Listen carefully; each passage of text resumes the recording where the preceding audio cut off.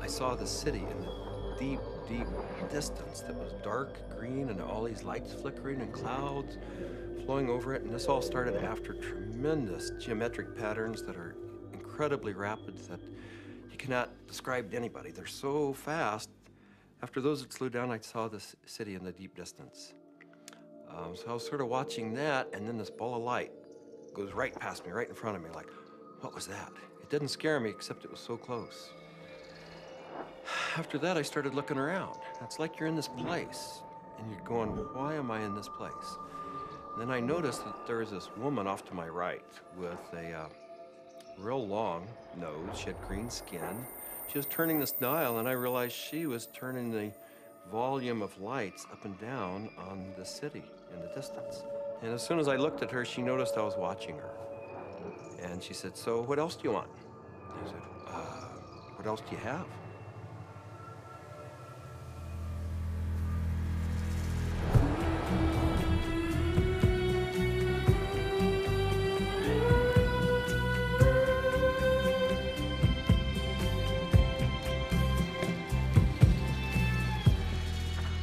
This is the story of DMT, or dimethyltryptamine, a simple compound found throughout nature which has profound effects on human consciousness. One of the things, besides what it does, one of the things about DMT that always fascinated me was the fact that it's such a simple molecule. DMT stands for dimethyltryptamine, NN dimethyltryptamine. If you actually look at the ring structure of DMT itself, you only have really 4 positions that you can attach things to.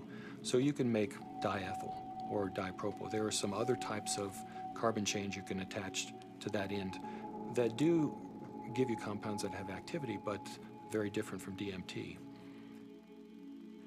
It biosynthetically, it's 2 steps from tryptophan.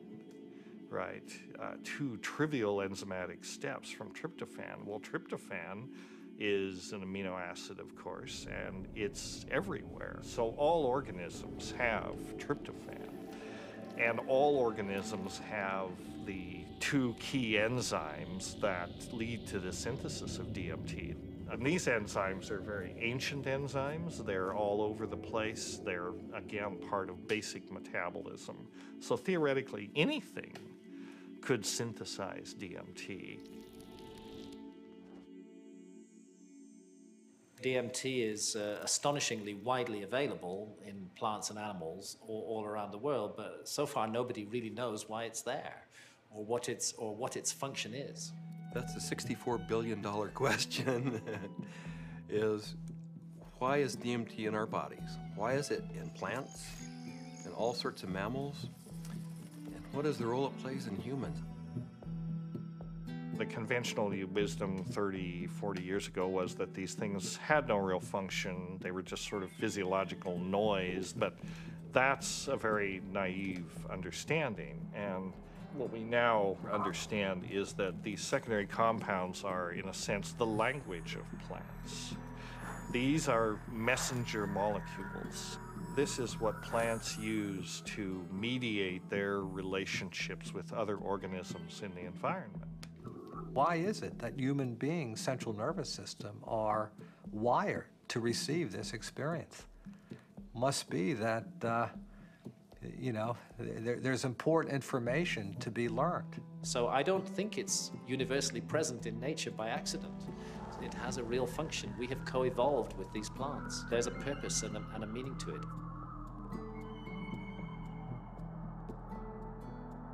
So it really fits in with the notion that DMT may be the common molecular language, resonant language, among all living beings on this planet and maybe others as well. I can't think of a more powerful tool to explore the whole question of what is consciousness. these substances are tools that can be used to expand awareness in all areas of life and apply that expanded awareness for the betterment of people's lives and their communities, their families, and our society.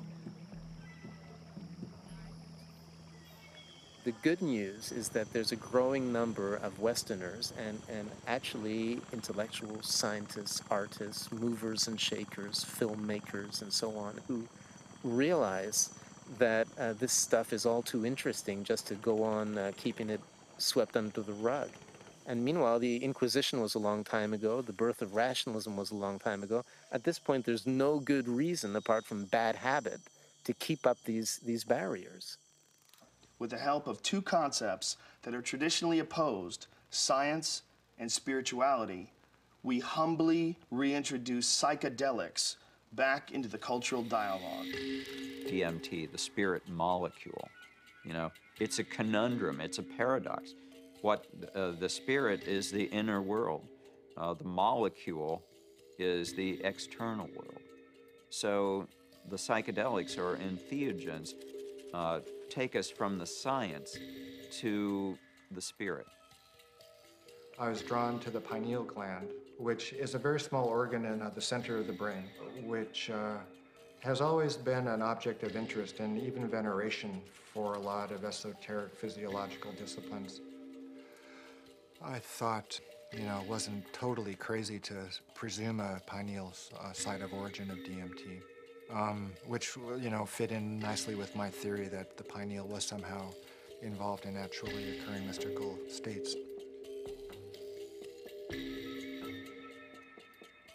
This hypothesis proposes that the pineal gland at certain times, when it's under a specific stress or stimulation, it releases a significant amount of this hormone, DMT, and it's that hormone that facilitates the entering and exiting of the soul in the body.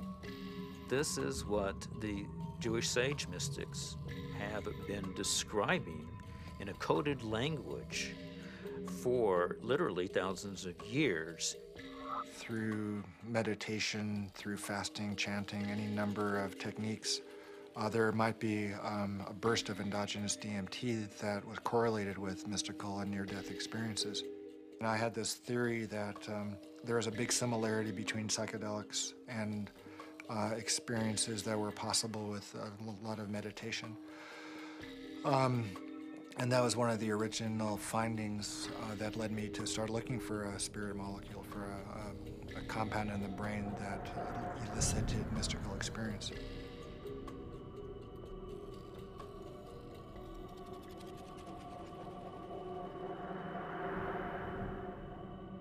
I think there may be a role for DMT in explaining any number of hallucinatory phenomena that man has experienced throughout his history.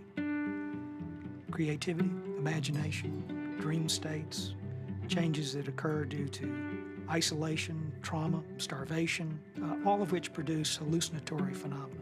These hallucinatory phenomena are explainable by the presence of compounds known to produce hallucinations. And the only compounds that we know of that are capable of doing this are the class of compounds known as hallucinogens.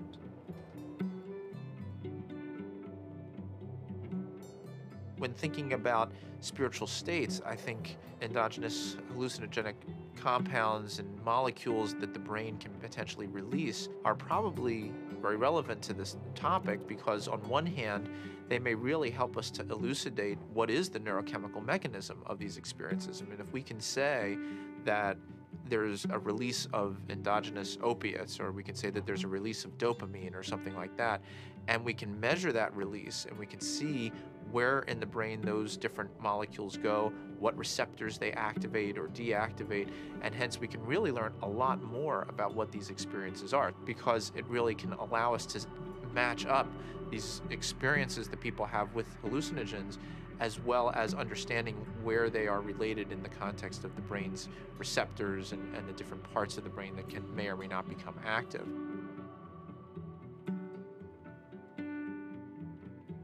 One of the other interesting things about the pharmacology of DMT is that it's actively transported into the brain.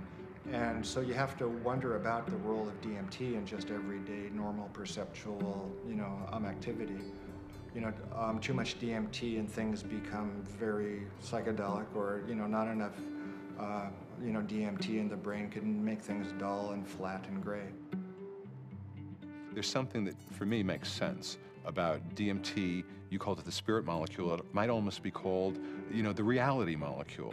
Philosophically, it makes sense that something that would be so fundamental to the way we perceive reality would be imbued out there in reality.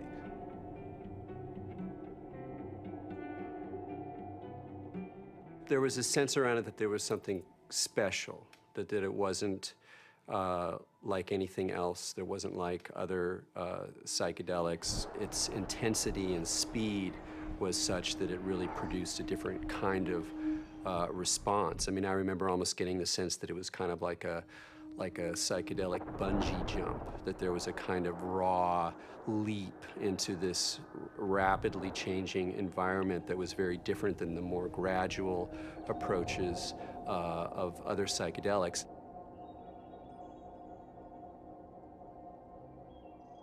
Smoke DMT is sort of like the drive-by shooting of psychedelics. You're in one place, bang, you're in another place, and then bang, you're back down. So it doesn't leave a whole lot of room for that narrative of who am I, what am I doing here, why am I in this space, what am I learning? It's almost like there was too much information to process in that few-minute span to integrate once you drop back down. Dimethyltryptamine, when it is administered, has a very rapid onset and a very short duration of action. This is because it's very rapidly broken down by the body so that it can be cleared. DMT is rapidly degraded by an enzyme in the liver called monoamine oxidase, or MAO. That's the reason it's not active when you take it by mouth. Whereas psilocybin, when you take it by mouth, it's not broken down by monoamine oxidase very quickly at all. So it gets through the liver and passes on into the bloodstream and into the brain.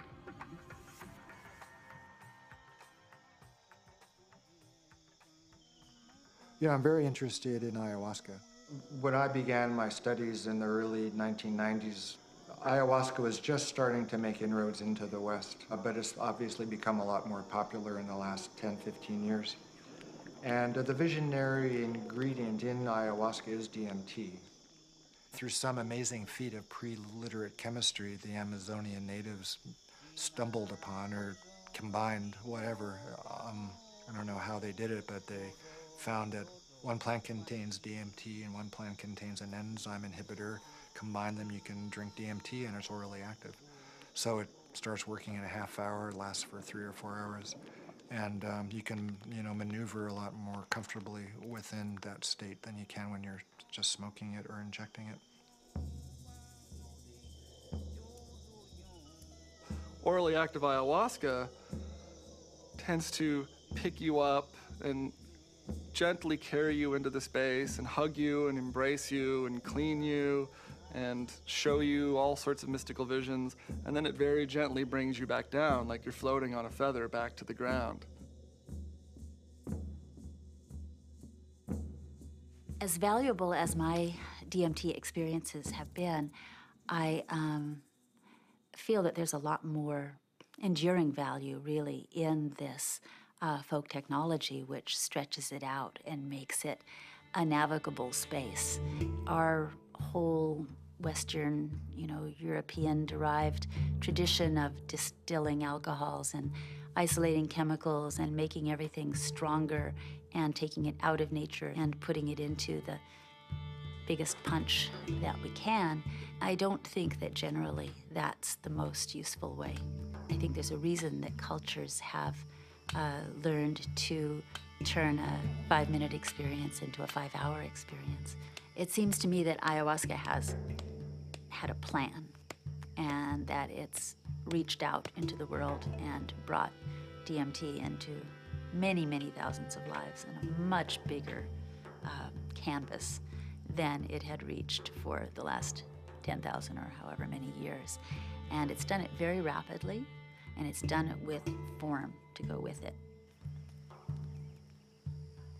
And ayahuasca is much harder for the power structures that we have now. It's much harder for them to put down because it has been part of a legitimate religious and spiritual practice for thousands of years, certainly in the Amazon. And we can't just dismiss all that as primitive mumbo jumbo and superstition. We have to get to grips with that on its own terms. I think that there's a growing number of people who feel this desire to get back in touch with nature, with plants, with animals, and who know that through the shamanic path there's a way of doing this, and that actually these tools, these psychoactive tools for plants like ayahuasca is a very direct way of doing this. Now, it may not be everybody's cup of tea, and I think a lot of people are actually with reason afraid of it.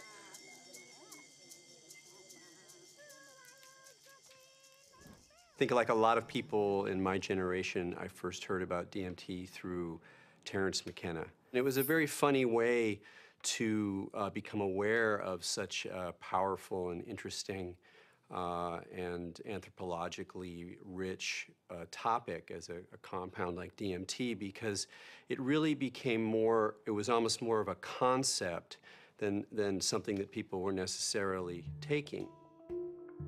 The DMT flash makes it clear that disembodied consciousness is a possibility. I think that the whole tension of history and the tension of life seems to be about the shedding of the body. Terence was he was a good promoter. Basically, he said it's the ultimate metaphysical reality pill. And even though it's not a pill, but I thought that was a pretty good characterization after I took it. It seemed to be of a different order than LSD and mescaline and some of the other things that were around. DMT really did seem to be a whole other level of experience.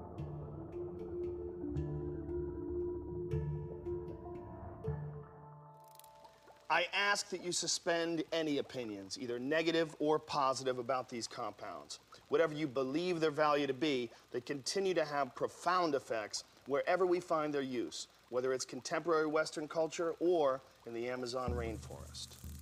It was in the 50s that the ayahuasca churches started going public.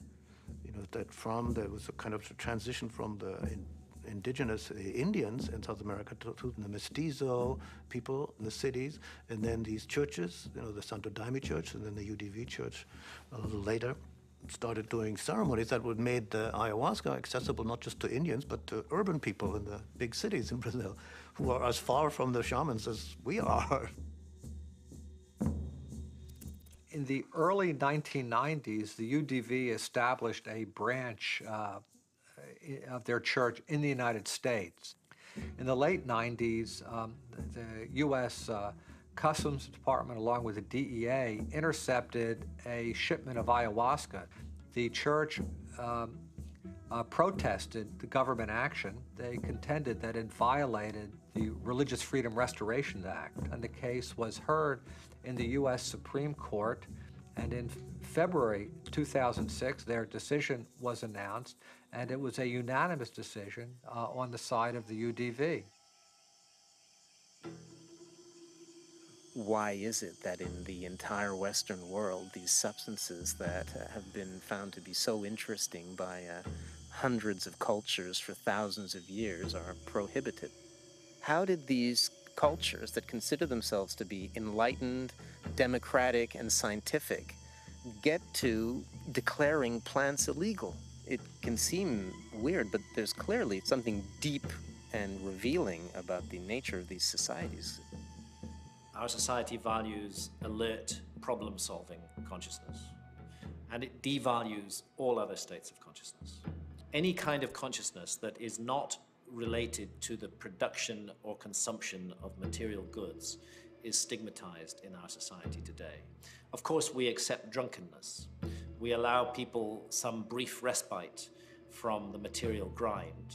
A society that subscribes to that model is a society that is going to condemn states of consciousness that have nothing to do with the alert problem-solving mentality. And if you go back to the 1960s, when there was, a tremendous upsurge of exploration of psychedelics, I would say that the huge backlash that followed that had to do with a fear on the part of the powers that be, that if enough people went into those realms and those experiences, the very fabric of the society we have today would be picked apart, and most importantly, those in power at the top would not be in power at the top anymore.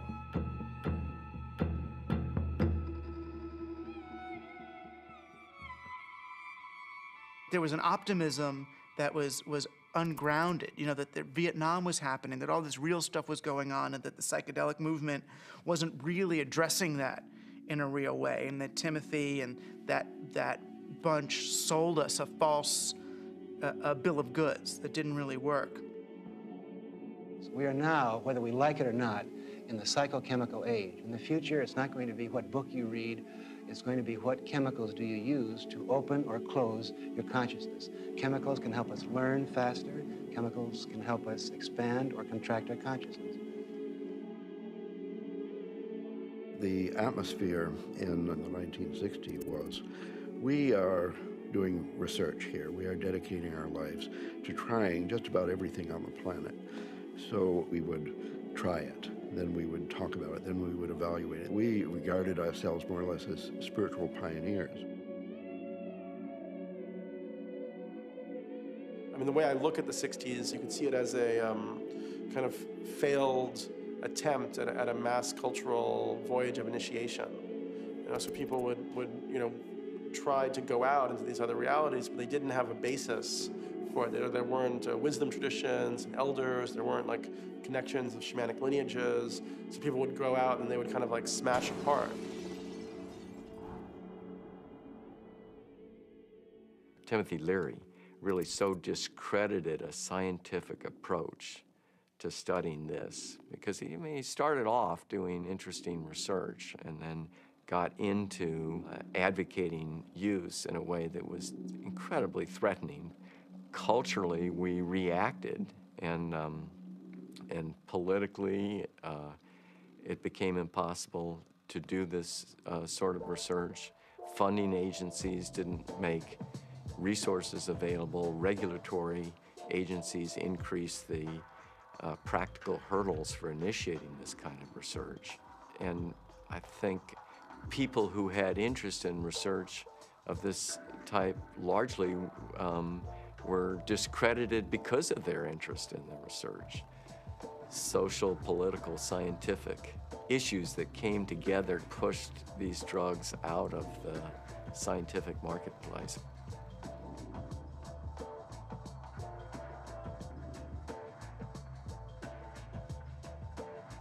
The public opinion in many cases had become that psychedelic research was dangerous.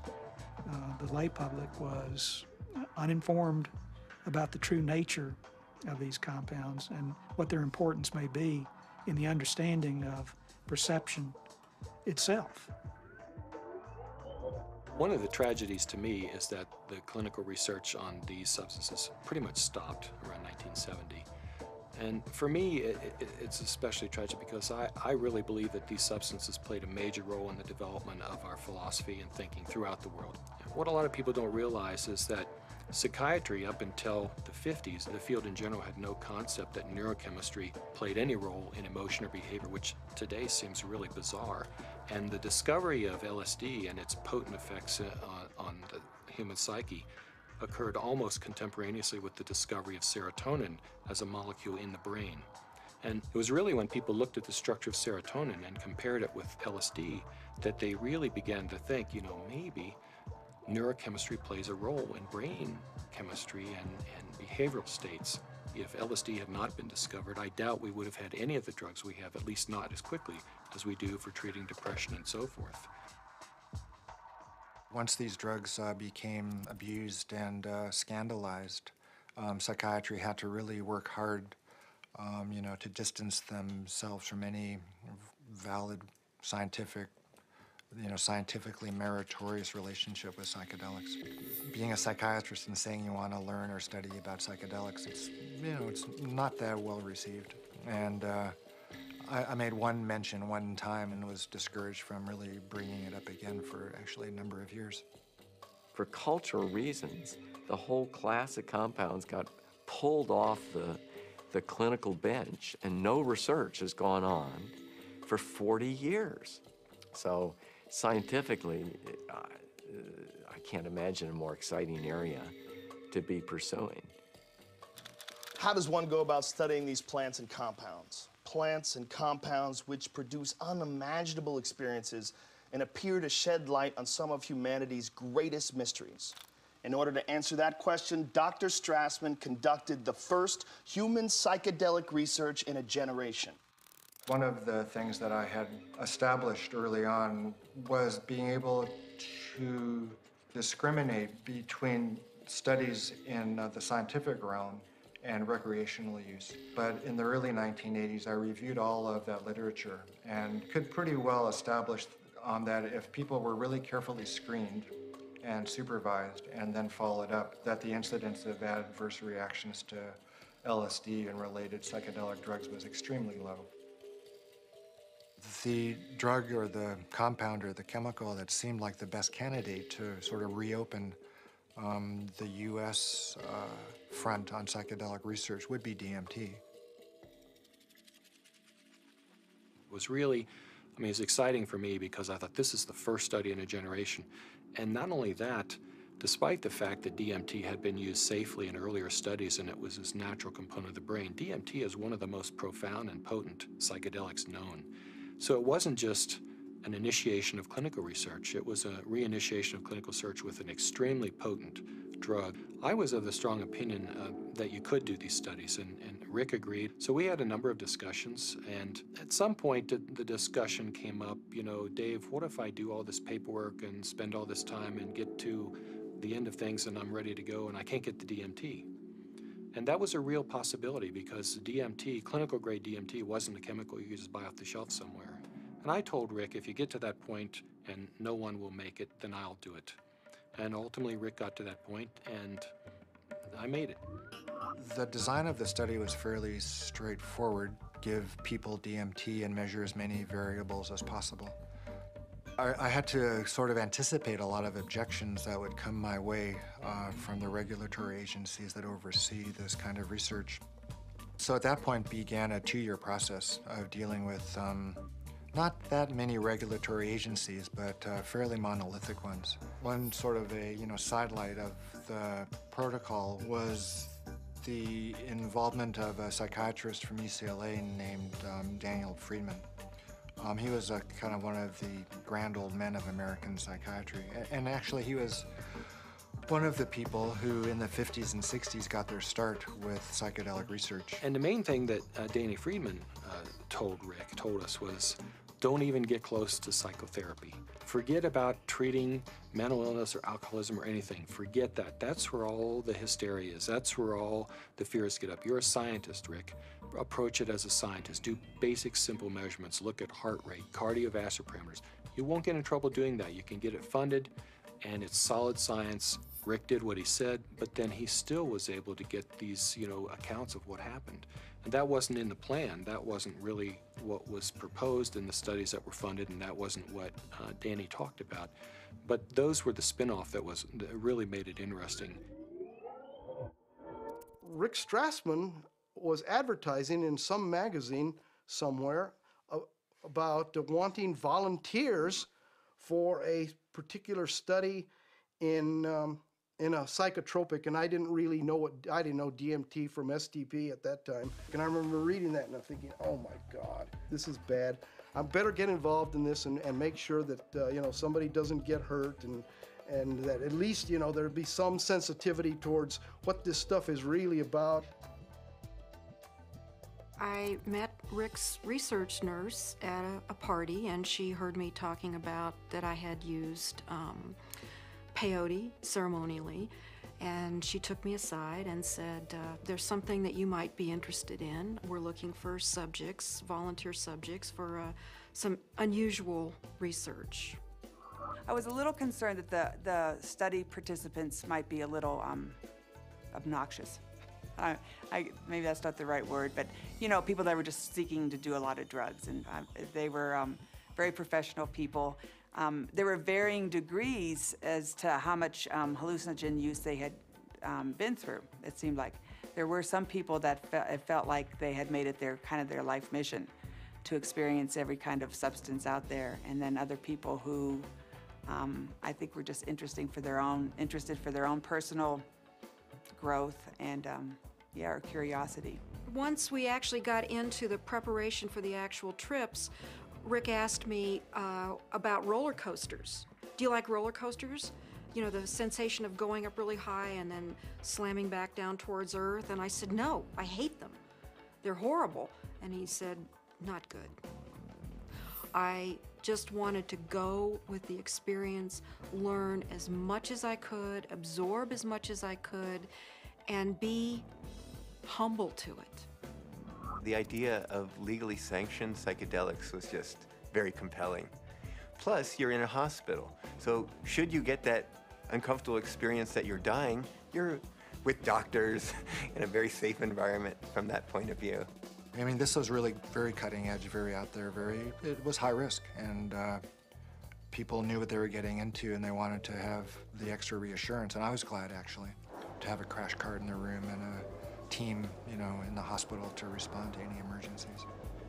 You're in this hospital room, and there's all the sounds and the smells and just the prior experiences of being in the hospital. You know, all these negative things come back. So there was the whole environment to be overcome, because little did I know that it didn't matter where I was. I wasn't going to be in my body. I was going to be out in the universe, and it didn't matter where you launched from. It could be a hospital room, it could be the jungle in the Amazon. It didn't matter where you were, because you weren't going to stay there.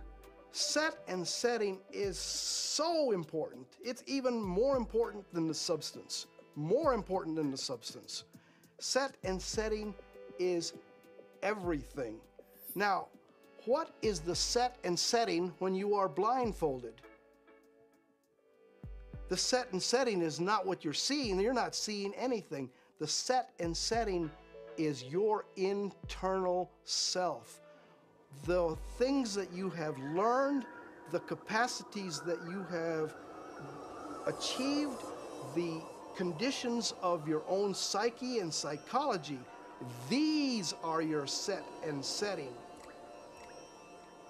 It's the medicine combined with or interacting with the set and setting that creates an effect of safety, of trust, of comfort, and of resourcefulness that makes it possible for you to take some big leaps and receive some big gifts. And if that's not there, you just get terrified. So I didn't really have physical fears so much that they would die or have a stroke. I did have some fears about people's mental health, you know, especially with some of the higher doses. We gave one gentleman who had a lot of experience with the drug one dose, and he didn't think it took him far enough. So then we gave him a higher dose, and he was gone. He was really gone. It reminded me of something from The Exorcist. I mean, he just boom, sat bolt up in the bed, and his eyes opened up, and they were completely dilated and black. And I almost thought he was going to turn his head completely around. And I remember looking at Rick, and Rick looked at me, and I thought, oh my God, he's gone. I hope he comes back. And he did. The countdown was like, you know, counting down for preparing for your death, like waiting to surrender. And you'd feel the coldness, and the coldness just going through your veins, and it's really indescribable. It's hard to, you know, it's like ice going through your veins. And the next thing that would happen, besides my racing heart, is this burning sensation would happen on the back of my neck. I mean, this was reliable. This is like clockwork. This happened every time that you shot me up with DMT. And then there'd be a hum, and the hum would get louder and louder, and to the point where it broke apart everything that I was or knew it was just this. It just got louder and louder until you just had to surrender to the sound. And then you were there. I would get a warm, full feeling, a golden feeling in my chest before it went to my head. And I'd feel this warm rod, about 1.5 inches in diameter, start growing up inside my central channel. It would come up and sort of slow, warm up my chest, go up through my head, and slow down and put tremendous pressure in my sinuses behind my eyes, and slow down. Start to grow and distend the skin behind my forehead about 1 inch, behind my hairline. And when it had, I was afraid it was gonna pop my skin a few times because it was a very physical feeling. About 1.5 inches, 2 inches above my skull, when it popped through there, then the psychedelic trip would start. I thought I died. I saw the white clouds, the Renaissance white fluffy clouds with the gods and the angels and all that stuff is what I saw. I thought I was dying and going out, but I did take a quick look at Cindy and a quick look at Rick because I had my eyes open, and they were both there watching, looking very calm. And I go, oh, that's really good news. My body looks fine.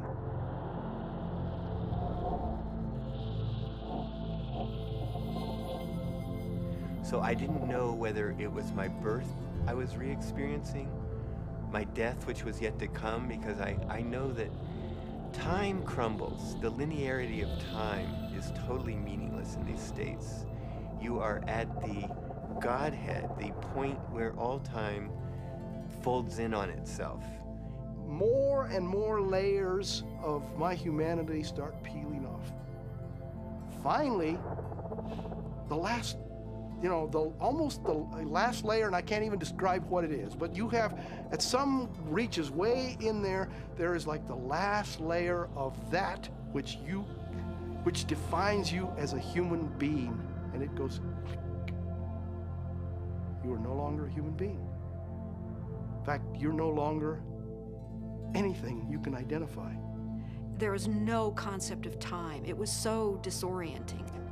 I was so terrified. I have never in my entire life been so terrified to be blasted out of my body, to leave my body behind, to be going at warp speed backwards through my own DNA, out the other end, into the universe. And so I went right into this white light. As soon as I went into it, I lost any sense of being different, any sense of what I was doing, past, any sense of future. It was absolutely blissful and euphoric, and I just felt like it wasn't I. I was everything. I was the light. There was no sense of separation, no shadows, no differences, no past, no future. It was all present and white yellow light. Then I felt myself falling out of this light, and as I fell out of it, I could feel the light was like a glow, like the sun with flames coming out and lapping out, and I could already start to feel this tremendous separation. I reached across, and it was suddenly I'm in the universe, in this huge void, with these beings on the other side, and I put out my hands, and this incredible rainbow of pink light went between me and these entities. And I was trying to make it be like a white light, but it was this incredible pink light, this energy of love that this capacity of love that we as human beings have, that I was trying to just send to them. This meteor-like trip through the infinite space of the interior consciousness is up pops the picture puzzle pattern door.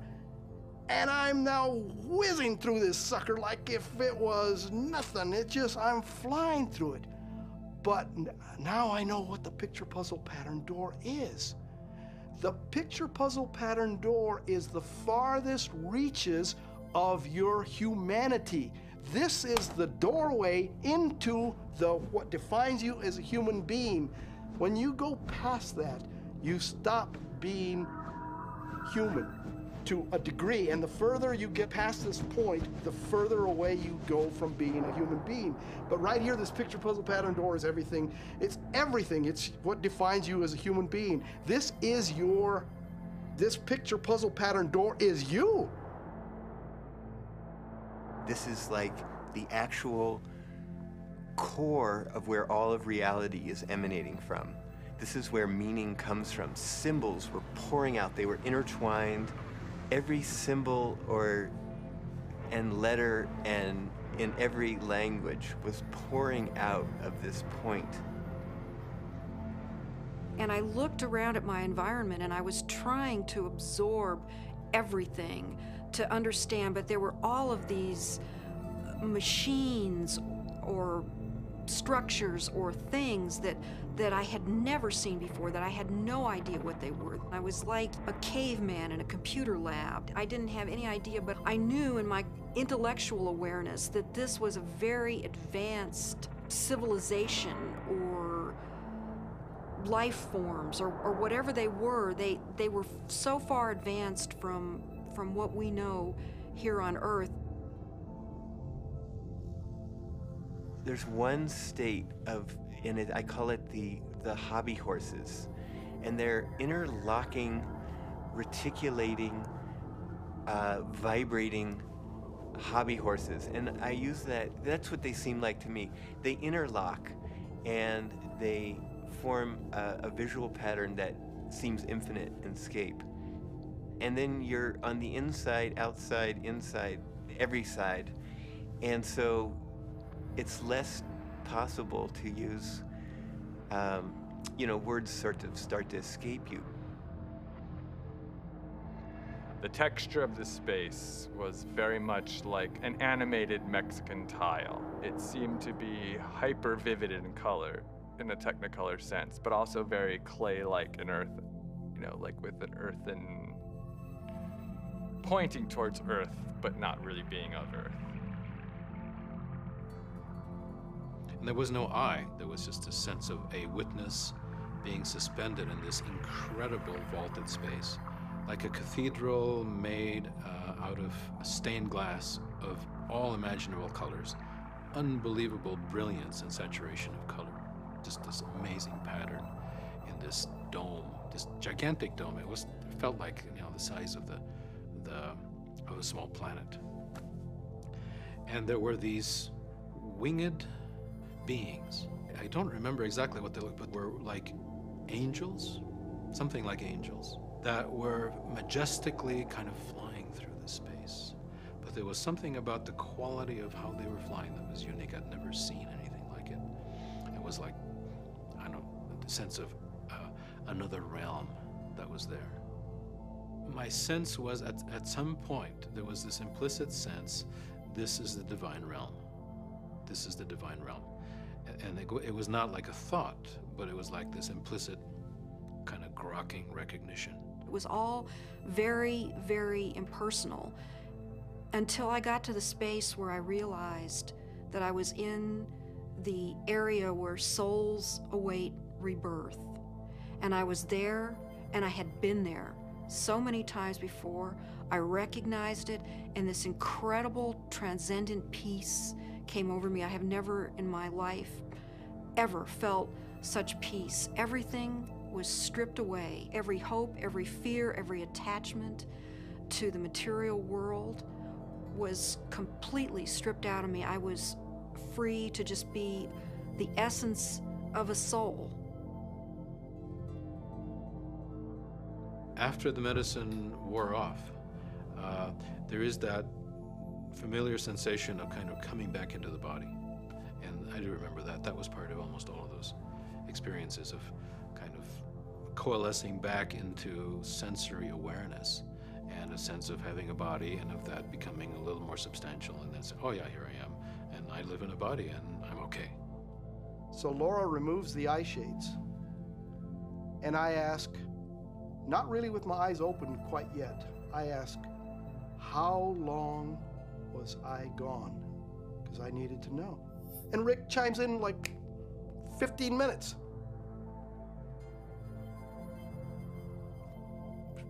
For a moment, I'm shocked. I'm like, you know, mind, you know, has to try to catch up because now the whole cognitive dissonance of the experience has to catch up. I was gone for 15 minutes.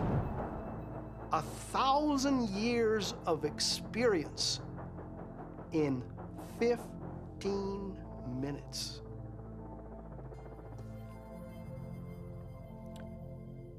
Well, to say the least, it was profound. It was profound. I mean, it's amazing. I mean, it's amazing what a human being can experience in a hospital bed. I mean, they can experience almost the whole universe. You know, life, death, everything in between. This is not some recreational thing, and I don't believe anybody should enter this lightly. It is life transformative. It will perhaps shake you enough to realize, you know, that you need to be awake to the fact that you don't know, and that is the beginning of starting to know. What we see here is such a tiny part of what is real. I get really frustrated because, of course, there's no way to prove that where I went was deep space, that I encountered, you know, other entities, other life forms that exist in this universe. At some point, maybe our civilization will become advanced enough and we will throw off these anchors of impossible thought, that these things are impossible, that it's not, you know, that everything that exists where we can see it. I wrapped up the studies in '95 and really just had to take a break for a couple of years. I was aware of a growing sense of discomfort with what I was doing because I just couldn't explain it. And it seemed to me if I couldn't model and explain what was going on that I was doing and just, you know, bringing people to the edge of these kinds of experiences, it seemed like I ought to. That it was a little irresponsible to be sort of pushing people off the cliff like that without really knowing exactly what it was and accepting and understanding and feeling comfortable with that model. And, you know, I think what began dawning on me after a while once I stopped the study was that I was really dealing with a spiritual phenomenon. What do these experiences say about the nature of reality, the nature of our minds, or the function of our brain that we can so quickly shift into these alternate realities? Let's take a step back and consider how these experiences inform us about ourselves, our consciousness, and the symbiosis of the two. It started seeming to me that what was happening with DMT, particularly with respect to some of these reports of entering parallel or alternate or freestanding parallel sorts of realms of existence, is that indeed was what their consciousness was doing. The chemistry of their brain, which is the organ of consciousness, was being changed by DMT in such a way that they could then receive information that we weren't able to receive normally. Yes, there's the experiences from DMT and ayahuasca, and they have their function. But if we'll also look at what it enables us to see, it just rips that filtering mechanism away for a few minutes, and for a few minutes you're immersed in sort of this raw data sphere of input, of sensory input, of memories, of associations. I mean, it seems like the brain builds reality out of these things, what you're experiencing, what you have experienced, and how you associate and synthesize these things together to tell yourself a story, essentially, about what's going on, where you are in space and time.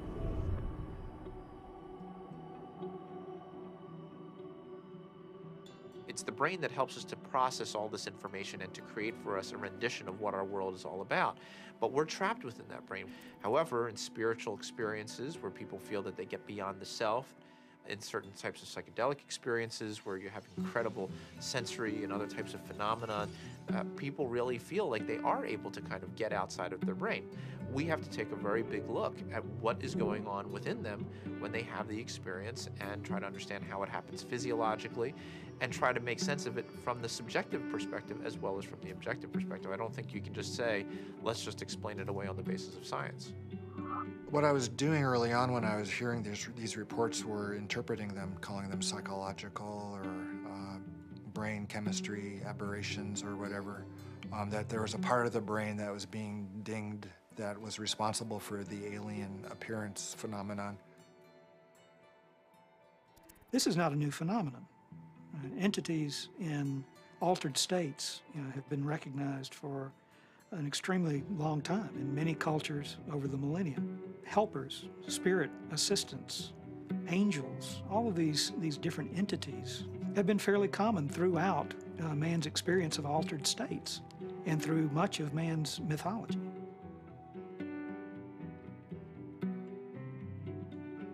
But I don't think it's out of the realm of possibility that people are in some way interacting with some sort of an intelligence or sentient being or something that exists at some level that's not in this three-dimensional physical plane.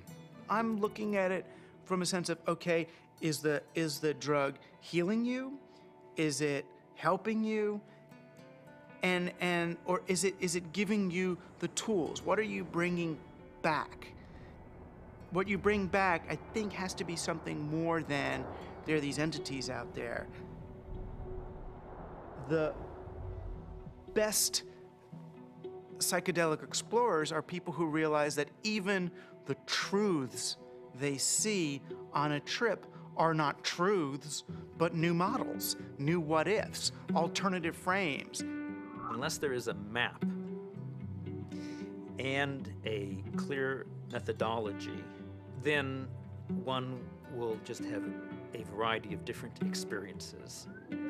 All these various experiences that have been reported from NDEs, near-death experiences, alien abductions, alien encounters, sexual ecstasy, I believe all of these experiences, in fact, are fractals. If we understand the concept of fractal geometry, no matter how small it is, it contains everything that is in the larger picture. And thus, that validates profoundly all these various experiences. Discount the phenomenon as hallucinatory or imaginary. I think it's maybe more useful to look at a mechanism of action. If it is real, then perhaps how does it work? Look, there's extraordinarily regular phenomena that come up with these things that are clearly linked in many ways to these larger human issues around mysticism or religious experience or encounters with other entities. And here we have it. And if you can't go in there and really go in there and account for this material inside your neuroscientific framework, you're leaving a huge gap. You gotta account for this stuff the way you gotta account for dreams, the way you gotta account for all sorts of psychoactive responses. Using DMT as an explanatory model, as kind of the mediator between our consciousness and the consciousness of a non-corporeal sort of reality, it's handy. With DMT, there are no words. I would try to wrap mathematical vocabulary around the experience afterwards. I specialized in the metaphor of vibration and how vibrations in fluids created form in fluid, and that would be the key to the relationship between the spiritual realm and the ordinary realm. This was the window that was opened by DMT.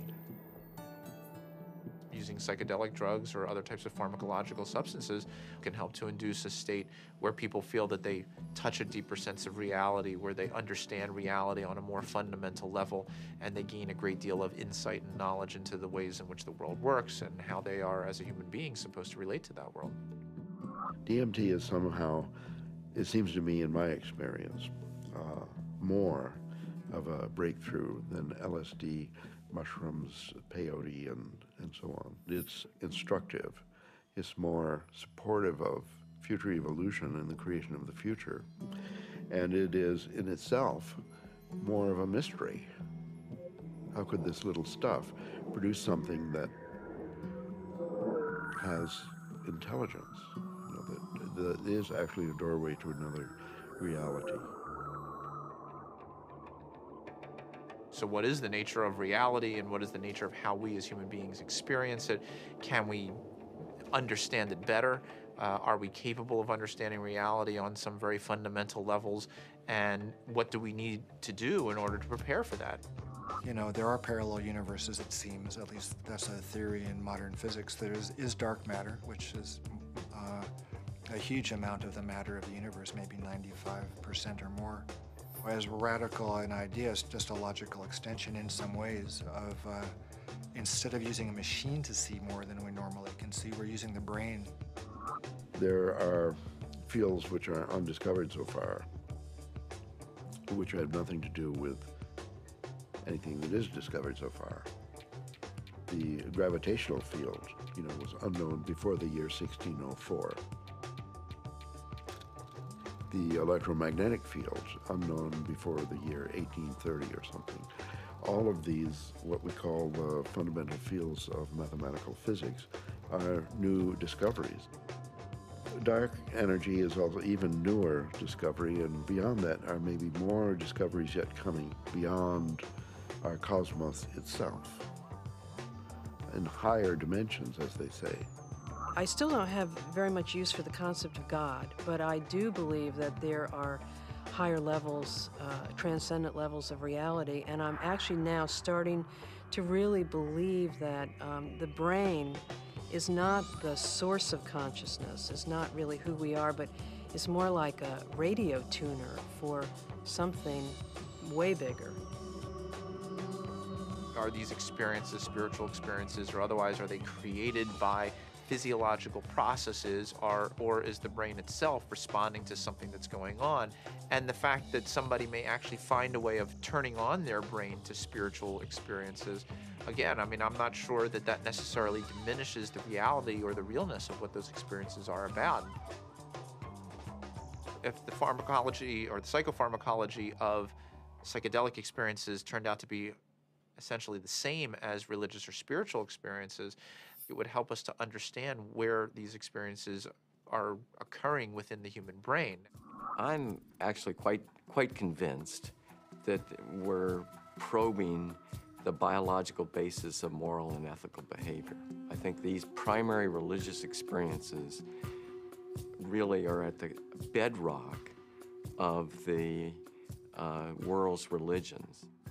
The research and knowledge and speculation about the pineal body and DMT is in fact the hand of God that is interacting with our natural evolution to stimulate and accelerate the process of redemption of individual and of collective global enlightenment. Because of my ayahuasca experiences, I consider myself a spiritual person. I know things now that I could never have known otherwise. This experience is so familiar for a lot of different people, and is so easily acquired, and so much information comes with so little effort that it is a kind of a miracle. It's a miraculous way for us to transcend ordinary reality and obtain maybe an intimation of what's necessary for survival.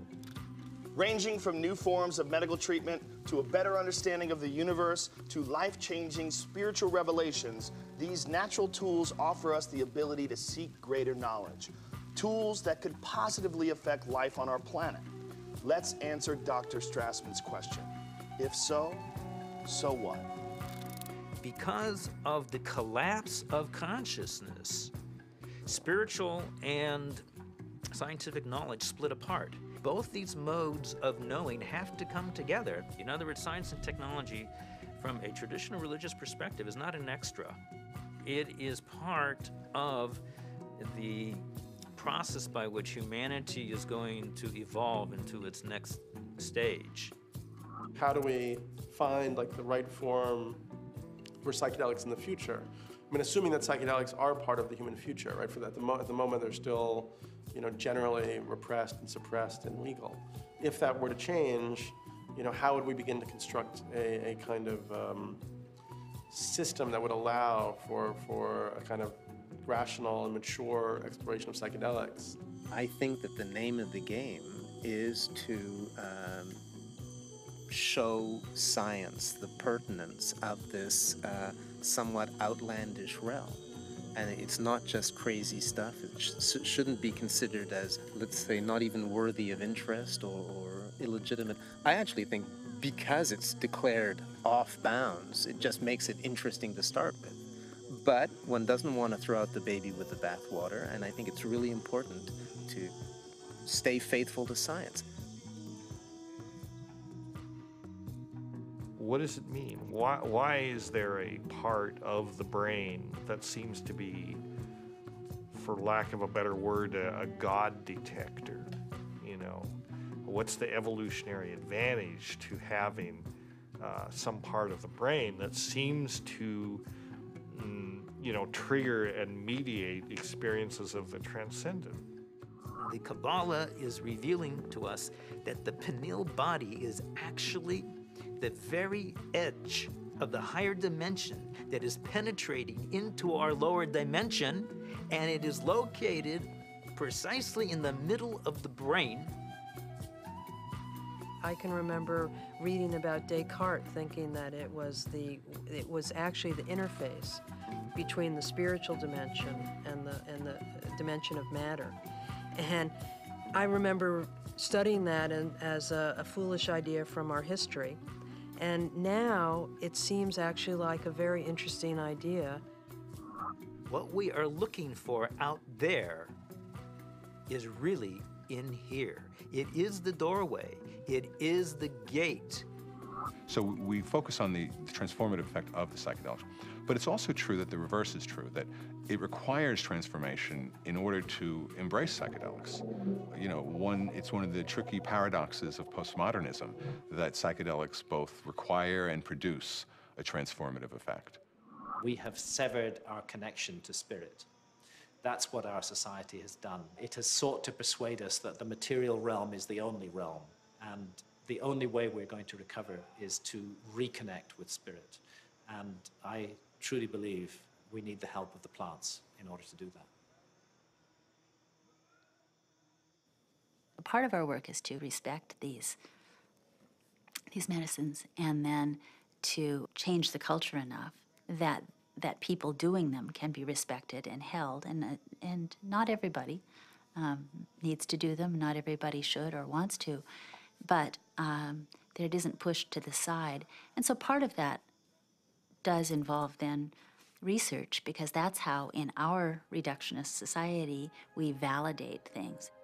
With the passing of the years and the opportunity for sober reflection, I think there's a growing appreciation that there may be something to gain from studying these compounds, that there's a lot we can learn, and there may very well be treatment models, particularly for patient populations for whom conventional treatments are ineffective, for whom the psychedelic model, when utilized optimally, may provide great benefit. I think the most important thing that we could do right now that would be fairly straightforward to do is to ask and answer the question of whether ayahuasca could help people who have drug and alcohol abuse. And given that we know that DMT and similar alkaloids have a very strong effect on the same receptor sites that are involved in depression, and the notion that most people, in my experience, who use drugs and alcohol are self-medicating a deep depression or an anxiety. I've had permission now over the last few years to utilize psilocybin, which is the active alkaloid in hallucinogenic mushrooms, in the treatment of patients with advanced stage cancer who have anxiety. We're treating the anxiety not the cancer. Now, psilocybin is 4-phosphoryloxy-N,N-dimethyltryptamine. So obviously, from a chemical structure point of view, very similar to DMT. Ultimately, what I want to do is see these things used in the way that they were used traditionally, to heal people, help people. And right now, helping people come to terms with dying. It changes your whole relationship to your death, your impending death. Believe it or not, you're gonna die. And now, with this tool of having crossed over already, some of the fear around that will disappear. Now I'm beginning to wonder whether consciousness may actually survive biological death, that maybe the model that we've been working under in psychiatry and the behavioral pharmacology model is just wrong. It's backwards, actually. That consciousness is primary in the universe and matter is a result of. Utilizing substances like DMT or 5-methoxy-DMT may really help us prepare by practicing a transient dying experience. Thus far, we're observing very positive effects in regards to the nature of experience during the session and then subsequent effects on mood regulation and anxiety control, pain perception, and overall quality of life for cancer patients. By and large, our subjects do quite well in the time they have remaining. For those people who do come to terms with it, part of it is a recognition that these psychedelics open up a space that they weren't aware existed and sort of give them a vision of what could be past death, as well as a better perspective on the accomplishments they've made in life, a better feeling about what they've done in their own lives. But I think all people who have psychedelic trips and meditations and so on are poking more or less into the same higher realm and receiving some information from there. If we can develop this could be absorbed into ordinary science that we could approach with the scientific method and so on, then our intelligence, our capability of survival on planet Earth would be increased. I mean, we're a dying species. We live on a dying planet. We're killing the planet. So our disease is extremely serious.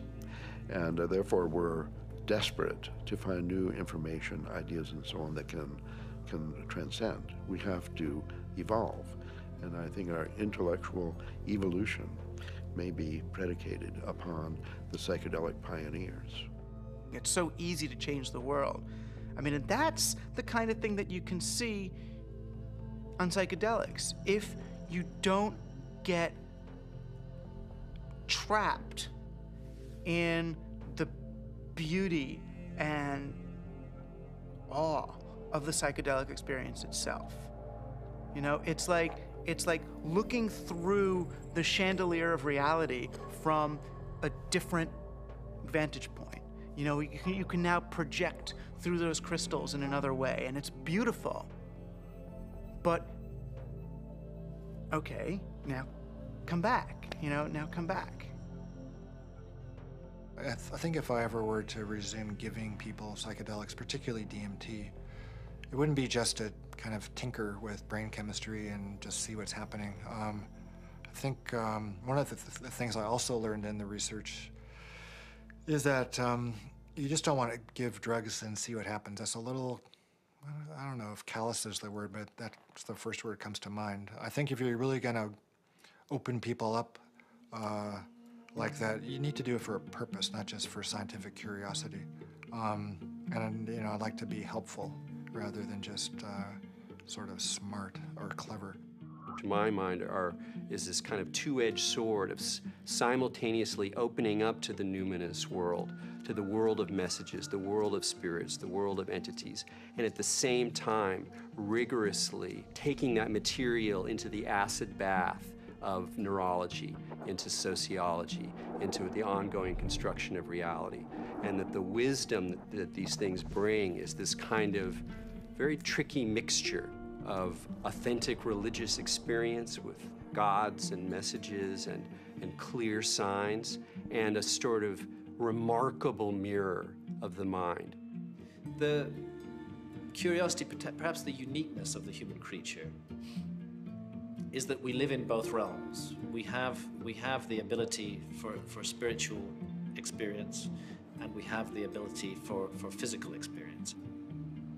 The agenda of the spirit world, if there is an agenda, is to allow us to experience our full potential and to deliver our full potential.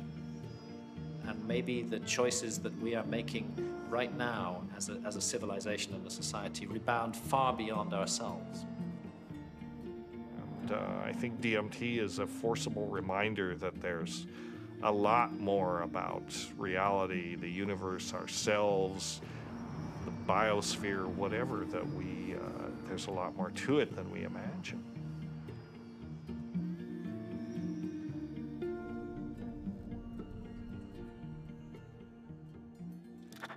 It seems our reality is not the only reality. Occasionally, the cracks reveal themselves and may even want to be discovered. As humans, we are creatures that thirst for knowledge. We spend time, money, and infinite energy searching for it, in schools, in churches, in business, and in technology. Knowledge is power, and thus our greatest quest. Dimethyltryptamine, a molecule with a complex name and the simplest ability to unlock the door to another dimension, and perhaps, just perhaps, our future evolution.